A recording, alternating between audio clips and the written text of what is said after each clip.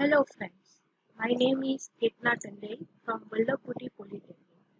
Vallabhpudi Polytechnic is an institute which is located at Aru NPE campus about 4 kilometers from Navsari railway station at a very peaceful and education friendly environment.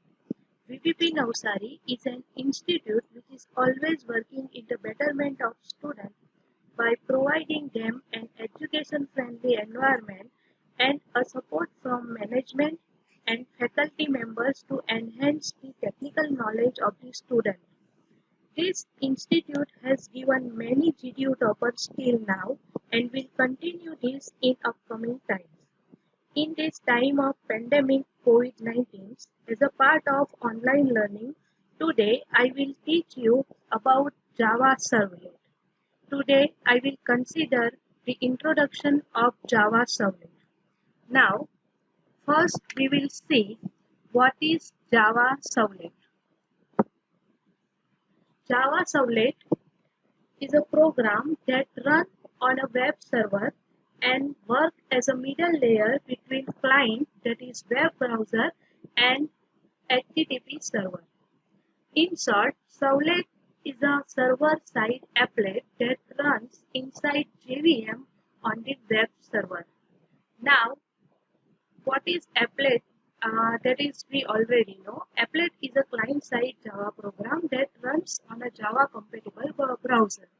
Now, we will see the basic difference between applet and servlet. As we know, applet is a client-side Java program, while servlet is a server-side Java program. In applet, we can use user interface class, while Java don't have the user interface class.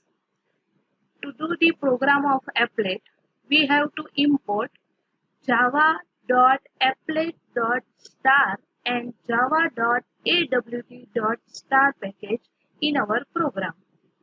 While to do program of servlet, we have to import javax.servlet.star and javax.servlet.http package in our program.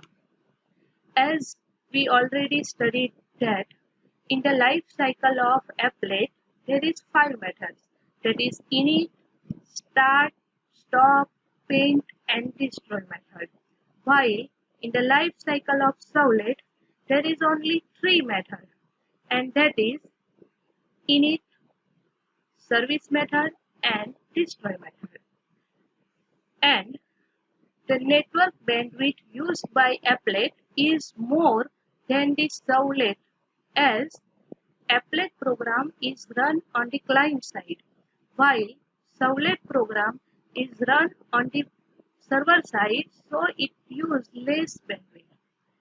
Applet is more risky to be hacked by the hackers, while the servlet comes with the server security, so it is less risky than the applet. Now, this is a life cycle of servlet. Here in JVM, there is a servlet container and which is connected with the web server where your all servlet pages are stored. Now, when this client requests for the servlet to the web server through the URL, the first method, that is init method, is initialized, and init method is initialized only once. During the whole life cycle of servlet, init method is initialized only once at a time. Now, next, when servlet found the page and to answer the request of the servlet, the service method is invoked. The service method is the main method to perform the actual task. The servlet container web server calls the service method to handle requests coming from the client browser and to write the formatted response back to to the client. The service method checks the HTTP request type, that is GET or POST, and write the appropriate reply. And last, the destroy method. The destroy method is also called only once in the life cycle of servlet. After the destroy method is called, the servlet object is marked for garbage collection. Now, during the servlet life cycle, first the HTTP requests coming to the server are delegated to the server container. Then, the server container loads the servlet before invoking the service method. Then, the servlet container handles the multiple requests by swapping multiple threads. Each thread executes the service method. So we can say that in life cycle of servlet method, init and destroy method called only once, while the service method called for each and every thread. Now we will discuss how servlet works. It is a simple procedure. In this, first, client requests for servlet by clicking a link on their browser with unique resource locator, that is URL. After that, the container, that is on the server side. Server side container has deployment descriptor, that is our web.xml file.